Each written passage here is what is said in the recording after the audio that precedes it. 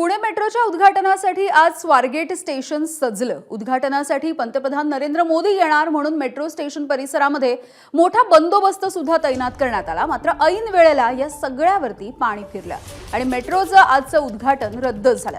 मुसळधार पावसाच्या शक्यतेमुळे पंतप्रधान नरेंद्र मोदींचा दौरा रद्द करण्यात आला। आज मोदींच्या हस्ते उद्घाटन करून पुणे मेट्रोची सिव्हिल कोर्ट ते स्वारगेट ही मार्गिका खुली होणार होती। तर पंतप्रधानांचा दौरा पुढील काही दिवसांमध्ये आयोजित करण्यात येईल।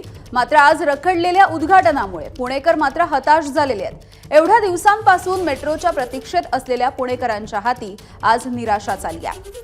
पंतप्रधान जरी आले नाही तरी जनतेसाठी लवकरात लवकर मेट्रो सुरू करावी अशी मागणी पुणेकरांनी केलेली आहे।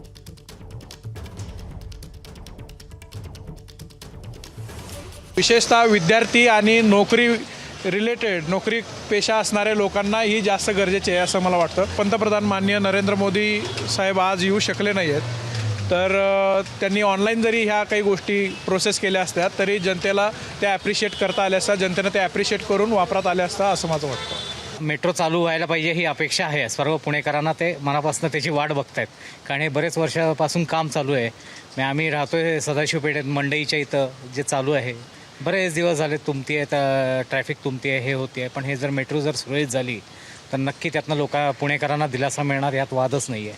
म्हणजे खरं तर एका केवळ कोणीतरी मोठी व्यक्ती येणार इनॉग्रेशन थांबवलं आहे हे काही योग्य गोष्ट वाटत नाही मला।